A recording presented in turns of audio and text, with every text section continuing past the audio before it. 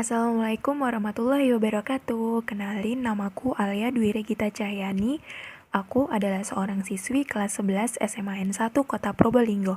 Pada video kali ini, aku mendapatkan tugas sejarah Indonesia untuk membahas materi tentang pemberontakan pasca kemerdekaan Republik Indonesia. Simak ya videonya sampai habis, jangan di-skip. Yang kita tahu, kemerdekaan Indonesia telah diraih pada tanggal 17 Agustus 1945. Tetapi ternyata kemerdekaan Indonesia tak berjalan semulus yang dibayangkan sebelumnya. Banyak rintangan yang harus dihadapi, salah satunya adalah pemberontakan pasca kemerdekaan.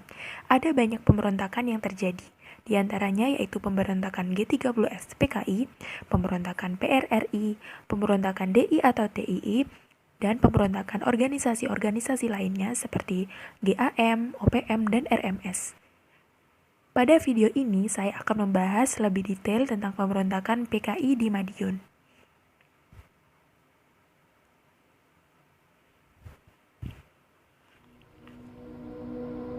Pemberontakan PKI Madiun adalah peristiwa pemberontakan komunis yang terjadi pada tanggal 18 September 1948 di kota Madiun. Para tentara PKI menculik, menyiksa, dan membunuh habis-habisan para pejabat tokoh masyarakat, tokoh agama, dan para santri saat itu. Terdapat beberapa hal yang melatar belakangi peristiwa ini. Yang pertama yaitu Perjanjian Renville. Hasil akhir dari Perjanjian Renville sangat tidak menguntungkan dan membuat status Indonesia semakin tidak jelas. Oleh karena itu, Amir Syarifuddin memundurkan diri dari kabinet. Hatta kala itu langsung menyusun kabinet tanpa keikutsertaan golongan sosialis dan kiri yang membuat PKI tidak terima. Yang kedua yaitu FDR. Amir Syarifuddin membentuk Front Demokrasi Rakyat atau FDR yang menyatukan komunis dan golongan sosialis kiri untuk melakukan pemberontakan. Yang ketiga yaitu perebutan pimpinan kekuasaan Republik Indonesia. Adanya Musso sebagai pemimpin PKI yang berusaha merebut kursi pimpinan RI dan ingin membuat PKI menguasai Republik Indonesia. Yang keempat yaitu munculnya doktrin baru. Musso membuat sebuah doktrin pada kalangan partai buruh, partai sosialis, dan lainnya sebagai hasutan untuk menjadi anggota PKI. Dan yang terakhir yaitu penolakan rasionalisasi Kabinet Hatta. PKI menolak adanya rasionalisasi oleh Kabinet Hatta dan mereka kala itu didukung oleh dua kader politik besar yakni Masyumi dan PNI. Faktor-faktor tersebutlah yang melatar belakangi pemberontakan PKI di Madiun. Selanjutnya, saya akan menjelaskan kronologi peristiwa pemberontakan PKI di Madiun.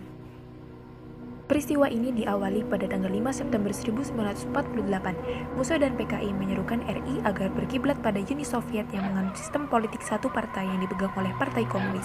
Tanggal 10-17 September 1948, banyak terjadi penyerangan terhadap orang pemerintahan dan aktivis PKI di Solo, Purwakarta, Magetan. Di antaranya yaitu pembunuhan Gubernur Jatim, RM Aryo Surjo, Dr. Muwardi, Kiai Haji Sulaiman Sudi Afandi, dan ratusan orang yang ditangkap dan dibantai PKI. Selanjutnya, tanggal 18 September 1948, sementara perhatian semua pihak pro pemerintah terkonsentrasi pada pemulihan Surakarta, PKI atau FDR menuju ke arah timur dan menguasai kota Madiun.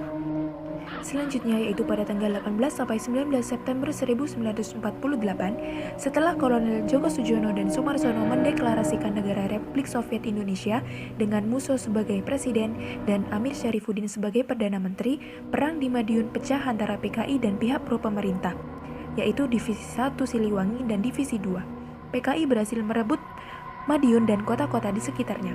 Selanjutnya yaitu pada tanggal 20 September 1948, PKI Madiun menangkap 20 orang polisi dan menyiksa serta membantainya.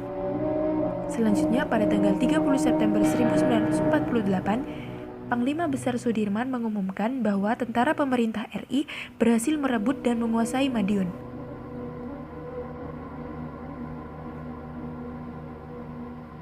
Namun, tentara PKI lari dari Madiun memasuki desa Kresek dan membantai semua tawanan yang terdiri dari TNI, polisi, pejabat, tokoh masyarakat, ulama, dan santrinya.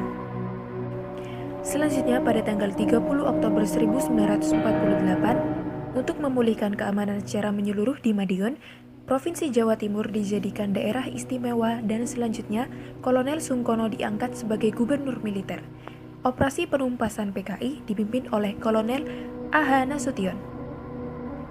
Para pimpinan pemberontakan PKI di Madiun ditangkap dan dihukum mati seperti Musso, Amir Syarifuddin, Suripto Djoko Sujono, dan lainnya. Pada akhir November, daerah yang semula dikuasai PKI berhasil direbut kembali. Peristiwa PKI Madiun ini hanyalah masa lalu dan masa kelam. Yang dapat kita lakukan saat ini hanyalah mengenang jasa para pahlawan penumpas PKI dan mendoakan pahlawan-pahlawan tersebut agar diterima di sisinya.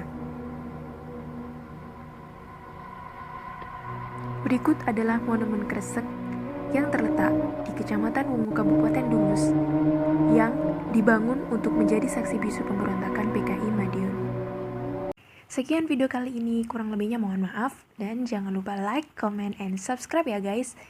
Tapi jangan lupa ya untuk nge-share video ini sebanyak-banyaknya ke teman-teman kalian. See you on the next video. Wassalamualaikum warahmatullahi wabarakatuh.